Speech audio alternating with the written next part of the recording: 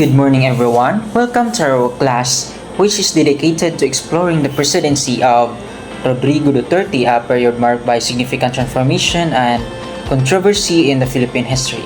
So, my name is Peter Jan Pitunes, a third-year business student here at the University of Negros Occidental Recoletos, and I am delighted to guide you throughout this comprehensive, the one of the most polarizing figures in contemporary politics.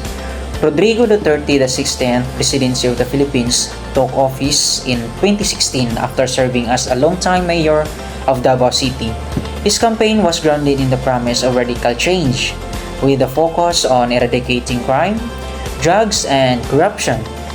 Duterte's unique focus on the leadership style, characterized by his blunt rhetoric and decisive actions, has garnered both fervent support and staunch criticism. In today's discussion, we will delve into the key programs and projects initiated under Duterte's administration.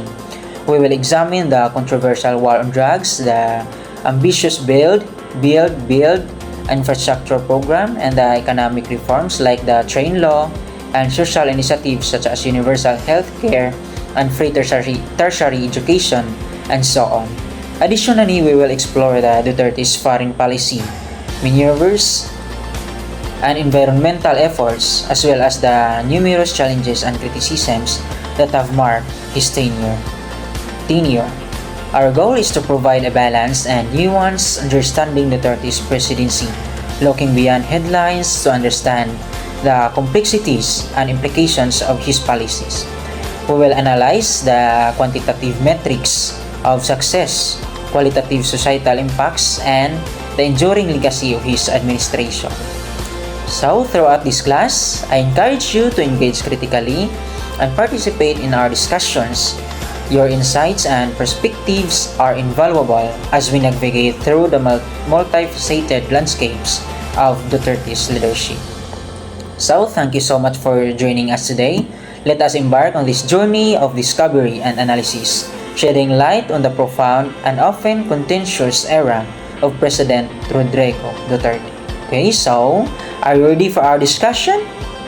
Yes, okay, let's get started.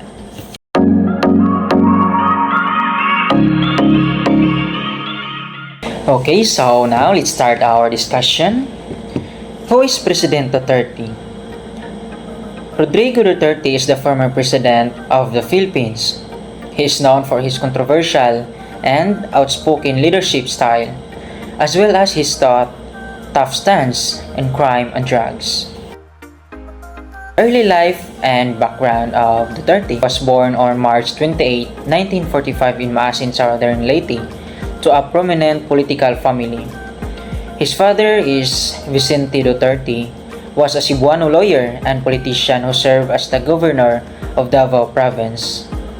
In Visayan roots and culture, Duterte grew up immersed in Visayan culture and traditions, which would later influence his leadership style and populist appeal. He is fluent in several local languages, including the Cebuano language, the Tagalog, and Ilonggo. His political pedigree is family has a long history of political power and influence in the Philippines. His father served as a governor, while his mother, Soledad Roa Duterte, was a community activist and civic leader. His political career began in the 1988 when he was elected mayor of Davao City, a position he would hold for over 20 years. In 2016, he was elected as the 16th President of the Philippines, running on a populist platform of anti-corruption and law and order.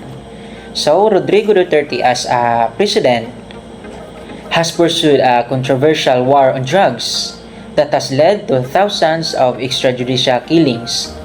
He has also taken a more independent foreign policy, asserting the Philippines' sovereignty and moving closer to China while distancing the country from the United States. So now, let's go to the programs of President Rodrigo Duterte. He's the 16th president, which is served from June 30, 2016 to June 30, 2022. His administration was marked by a series of ambitious and often controversial programs aimed at transforming the country's socio-political landscape. Duterte's presidency focused on law and order, infrastructure development, poverty alleviation, and independent foreign policy. This discussion will delve into the key programs implemented during his tenure, highlighting their objectives, implementation, and impacts to the Philippines. Okay? So, first is the war on drugs. Aggressive crackdown. President Duterte launched an aggressive crackdown on the illegal drug trade, resulting in thousands of deaths in police operations and vigilance killings. And focus on rehabilitation alongside the war on drugs. The administration also emphasized rehabilitation programs to help drugs users overcome addiction and reintegrate into society. And in the international criticism, the president's war on drugs has faced widespread international criticism and condemnation for alleged human rights abuses and extrajudicial killings. The primary goal of Duterte's war on drugs was to eradicate illegal drug use and trafficking in the Philippines. He implemented the Dauplang Tokhang under the Philippine National Police or the PNP, which is encouraging surrender or rehabilitation of drug users and arrest or neutralization of drug dealers. He also implemented the administration which is initiated community-based drug rehabilitation programs and established rehabilitation centers. So the impact of this program is in over a million drug users and dealers surrendered. The significant reductions in drug-related crimes were reported, and however, the program faced severe criticism for human rights violations, with thousands of extrajudicial killings or the EG case reported, leading to the international condemnation and investigations by human rights organizations. Okay, so now let's proceed to the second programs that Duterte implemented. Second is the Build program. The infrastructure investments. The Build program is the massive infrastructure development initiative launched by President Duterte to modernize the Philippines' roads, bridges, railways, and other critical infrastructure. By investing heavily in infrastructure, the program aims to boost the country's economic productivity, create jobs, and attract more foreign investments. The key projects include the expansion of the metro rail system in Metro Manila and the construction of high-speed rail network and the development of new international airports and seaports. So the main objectives of this program is to accelerate infrastructure development and modernize public utilities across the Philippines, thereby stimulating economic growth and creating jobs. So this program including over 75 flagships infrastructure projects such as the roads, the bridges, airports, seaports, and public transit systems. Notable projects included the Metro Manila subway, the expansion of Clark International Airport, and the North-South Commuter Railway. So the impact of this program by our former President Rodrigo Duterte boosted the construction sector and generated employment. It is also approved the transportation and connectivity, which is expected to enhance long-term economic growth and face also the challenges which is delays, funding issues, and disruptions caused by the COVID-19 pandemic. The third program is anti-corruption campaign. So prioritizing transparency, Duterte's administration has implemented strict measures to curb widespread corruption, focusing on increasing transparency in government operations and procurement processes. Duterte has not hesitated to dismiss and prosecute high-ranking officials found guilty of graft and abuse of power, setting a strong precedent of accountability. He also encouraged citizens to report incidents of corruption through the various channels, giving them a voice in the fight against graft. So anti-corruption campaign is the main objective is to eliminate corruption within government agencies and promote transparency and accountability. So in this administration of Duterte, he established the Presidential Anti-Corruption Commission or the PACC to investigate and prosecute corrupt officials.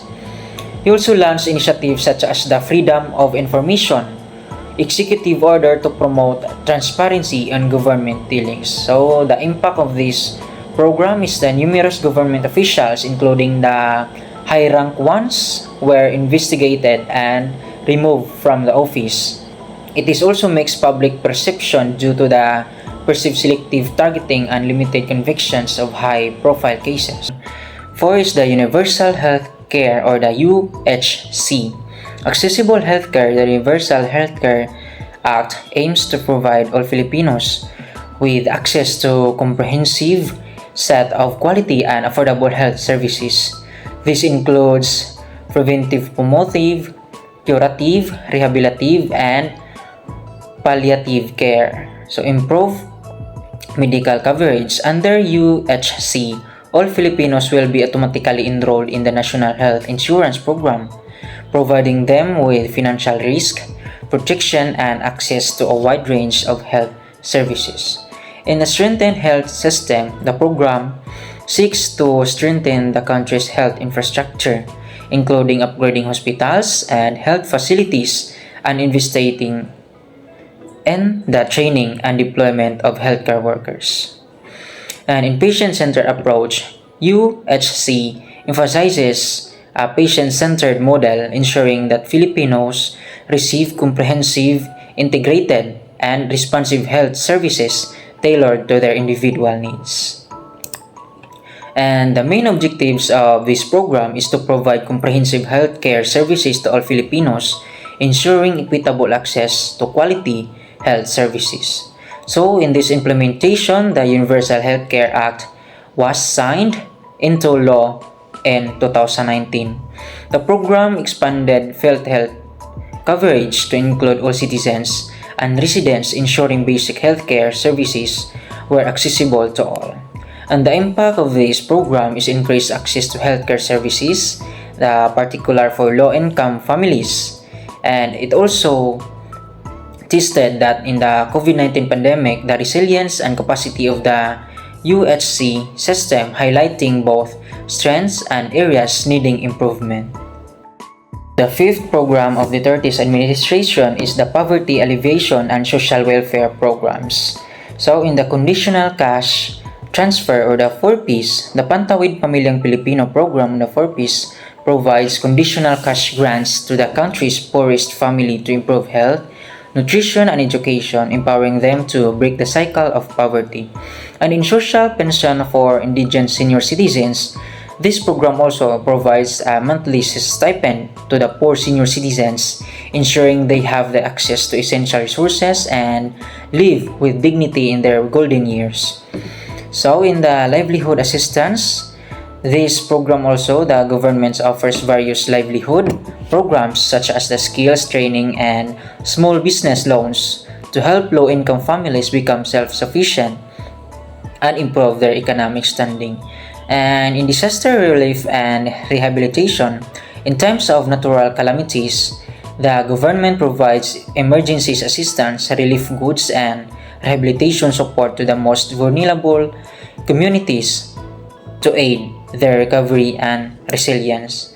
And the main objectives of this program is to reduce poverty rates and improve the living conditions of the marginalized communities. So in implementation, the expansion of the Pantawid Pamilyang Pilipino program, also known as the 4Ps, providing the conditional cash transfers to low-income families. It is also implemented that the social amelioration programs, particularly during the COVID-19 pandemic, to support effective households and individuals. And also it is the introduction of free tuition for students in state universities and college, or the SUCS. So the impact of this program is help million of Filipino families with financial assistance, improving access to education, healthcare, and nutrition. It is also contribute to the decrease of poverty rates through the challenges such as economic downturns and natural disasters continue to impact vulnerable populations. Okay, so now let's proceed to the 6 programs which is in the administration of Duterte. Is the independent foreign policy. So, in asserting the Philippines' sovereignty, President Duterte has taken a more assertive stance in defending the Philippines' territorial claims and national interests, charting an independent foreign policy that is not beholden to any single world power. And in the balancing relations with global powers, under his leadership, the Philippines has worked to cultivate strong ties with China and Russia, while maintaining constructive engagement with traditional allies like the United States and Japan. And in promoting the independent Philippine voice, Duterte has positioned the Philippines as a more assertive and vocal player on the global stage. He is advocating for the interest of developing nations and challenging the dominant narratives of Western powers. The main objectives of this program is to pursue an independent foreign policy, reducing reliance on traditional allies, and fostering relationships with a broader range of countries. So, in implementation, Duterte pivoted towards China and Russia, seeking to balance relations with the United States. And he also actively pursued economic partnerships and investments from non-traditional allies, particularly in China. Despite of territorial disputes in the south of China Sea, he has also strengthened ties with ASEAN neighbors and other countries to diversify diplomatic and economic relations. So the impact of this program is to increase foreign investments and economic aid from China and other countries. It is also impact the spark of debates on national sovereignty and the implications of closer ties with China amidst ongoing territorial disputes. So now the 7th programs under Duterte's administration is the federalism advocacy. In this program, Rodrigo Duterte has been a strong advocate of federalism during his time in office. Federalism is a system of government where power is shared between the national government and regional or state governments. He believes that a federal system would better serve the diverse needs of the Philippines, which is an archipelago of over 700 islands. So the main objectives of this program is to shift from the unitary of the federal form of government, aiming to decentralize power and promote regional development. In implementation, he proposed the creation of federal states with greater autonomy and control over local resources. He also formed consultative committees to draft a new federal constitution. And the impact of this is it is generated extensive discussions and debates of the merits and challenges of federalism. So this proposal faced a significant political and public resistance, resulting in the failure to achieve constitutional change during Duterte's term. So the last program of Duterte's administration is the COVID-19. So in early action, the Duterte's administration was quick to respond to the COVID-19 pandemic. It is implementing strict lockdowns and travel restrictions early on to limit the spread of the virus. And in economic assistance, the government has also rolled out various economic assistance programs to support businesses and individuals affected by the pandemic, including cash aid, loan determinants, and subsidies. And in vaccination efforts, the Philippines has been working to secure and distribute the COVID-19 vaccines with the goal of vaccinating a significant portion of the population to achieve herd immunity and return to normalcy. So the main objectives of COVID-19 response program under the administration of Duterte is to mitigate the impacts of the COVID-19 pandemic on public health, to economy, and social welfare. So it is implemented nationwide lockdowns, travel restrictions, and quarantine measures to control the spread of the virus. It is also rolled out the vaccination programs, prioritizing frontline workers and vulnerable populations. It is also provided financial aid and support to the affected individuals and businesses through various economic relief measures. So the mixed success of controlling the virus spread due to the initial delays and logistical challenges, and it is gradually improvement in vaccination rates and economic recovery efforts as the pandemic progressed. Those are the 8 programs under the administration of Duterte in his presidency. So it was characterized by a mix of transformative programs and continuous policies. And also he is focusing on the law and order, infrastructure development, and social welfare, which is marked significant strides in certain areas, while his war on drugs and foreign policy shifts generated both support and criticism.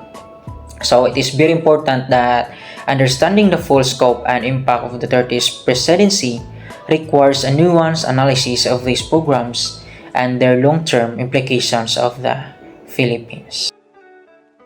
Now let's move on to the key projects of President Rodrigo Duterte. Okay, so the first project of Rodrigo Duterte is the Build program. The main objectives of this program is to accelerate infrastructure development across the Philippines, aiming to enhance economic growth and improve connectivity and generate jobs. This program is included over 100 flagships infrastructure projects covering the transportation, water resources, and social infrastructure.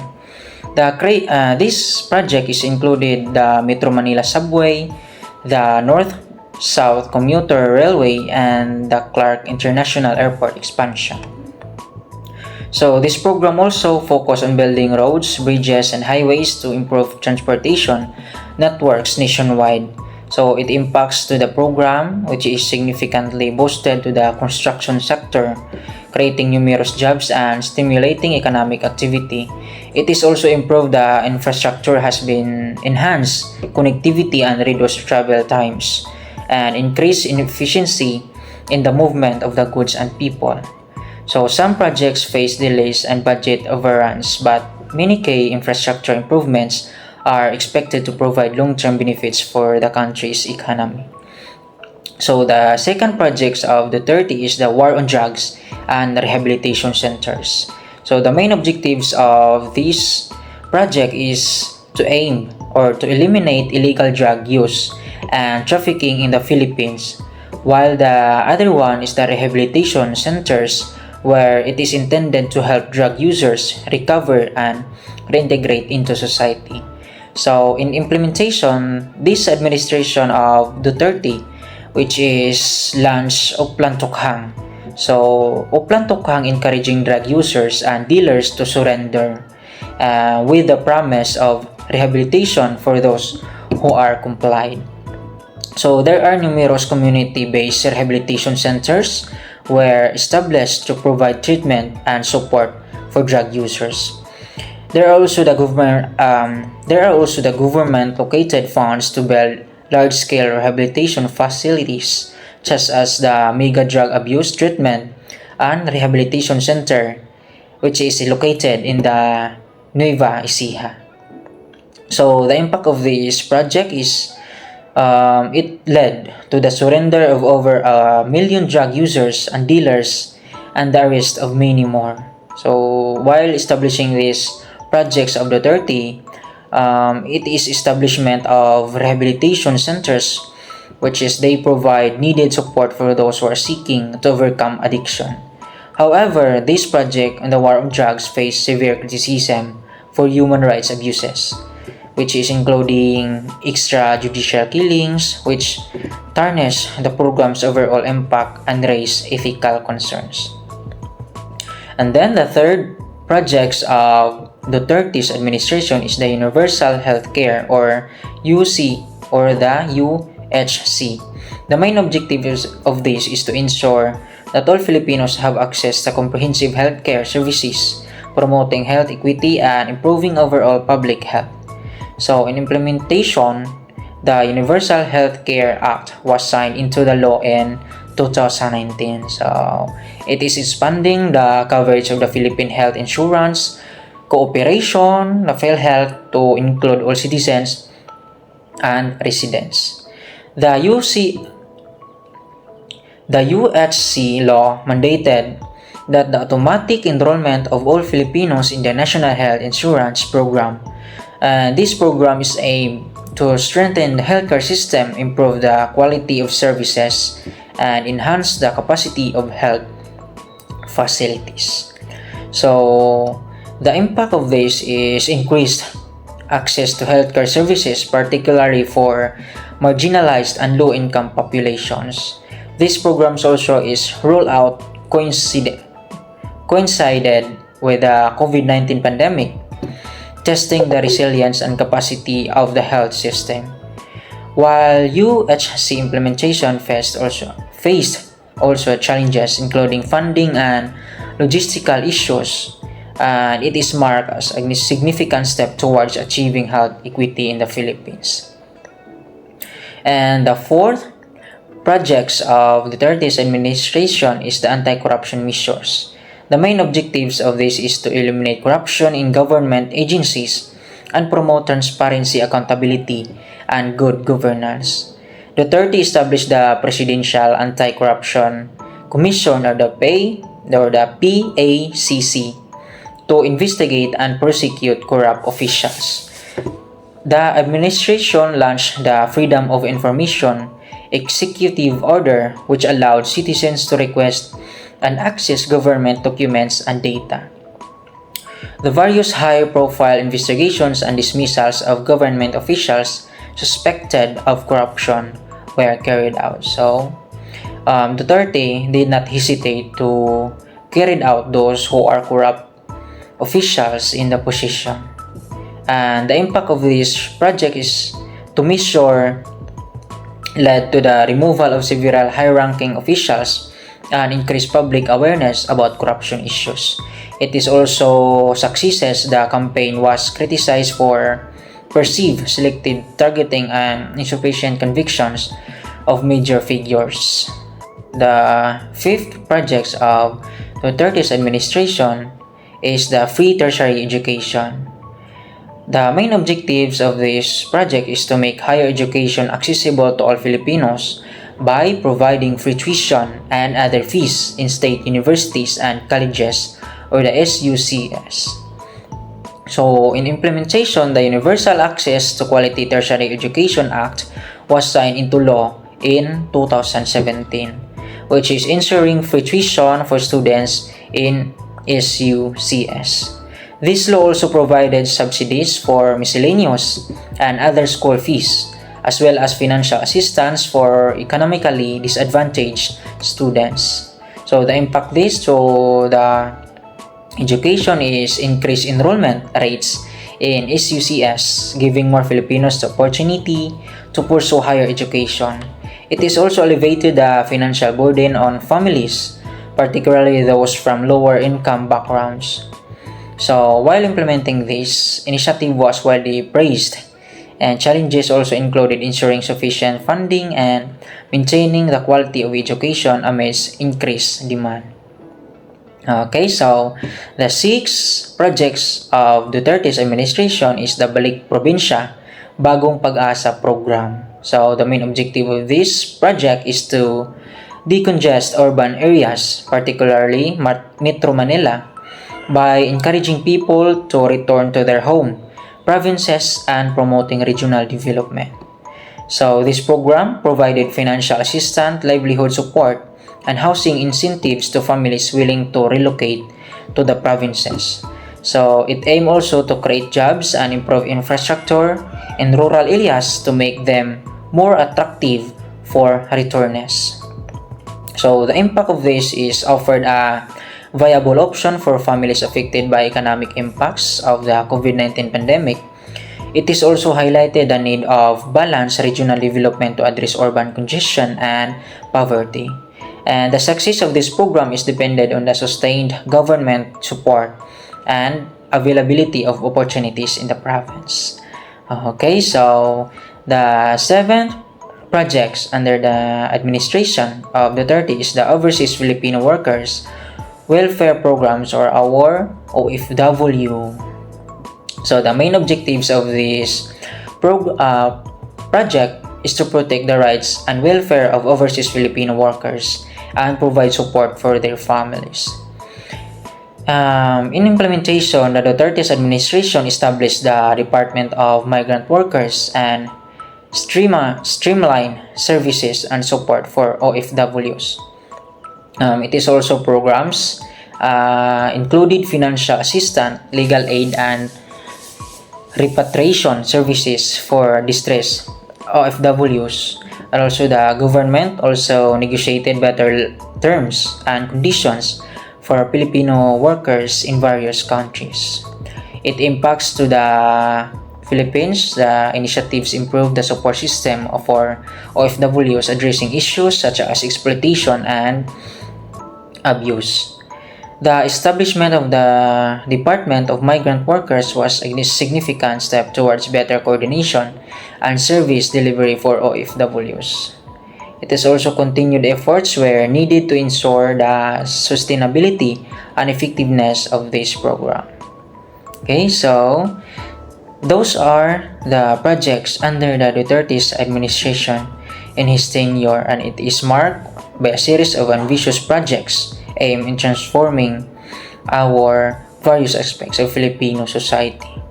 Now we're done discussing the different projects under the Duterte's administration in his presidency. So now let's move on to the challenges faced by President Rodrigo Duterte during his presidency. You see, first is in the war on drugs.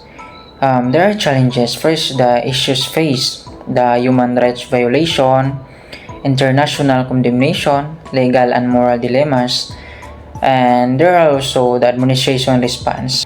First is the make firm stance, community rehabilitation, legislative support, and so on. The second is in the economic management. The challenges are the issues faced is inflation, income inequality, and poverty. And the administration response is economic reforms, the infrastructure investment, pandemic response. So, and the third is public health and COVID-19. The COVID-19 pandemic was a major public health crisis that tested the country's healthcare system and government response capabilities. So, there are issues faced. First is the healthcare system strain, the economic and social disruptions. So they make a response, which is the first is health measures, vaccination campaign, and economic relief. Okay, so the number 4 is the social and political polarization. No, so they also face many challenges, and during his presidency was characterized by deep social and political polarization. So there are many challenges they faced. First is the media relations, the political opposition, and the public discourse. So the Duterte's administration responds this through the strong leadership style, the crackdown in dissent, and public engagement. So the fifth is the foreign policy and national security. Challenges is navigating complex international relations and addressing national security threats were key challenges for Duterte's administration. So they face these following challenges. First is the South China Sea dispute, balancing relations, terrorism, and insurgency. Duterte's administration responds to diplomatic engagement, military modernization, and counter-terrorism measures. And number 6 is environmental and disaster management. The Philippine vulnerability to natural disasters and environmental degradation pose ongoing challenges for Duterte's administration. So, They face the challenges of natural disasters, the environmental conservation, and their administration response to disaster preparedness, environmental policies, climate change mitigation, and so on. And that's the end of our discussion in today's lesson. I hope that you enjoy and learn in our discussion that we have tackled a while ago. Once again, thank you so much for joining us. God bless us all and thank you. Bye-bye.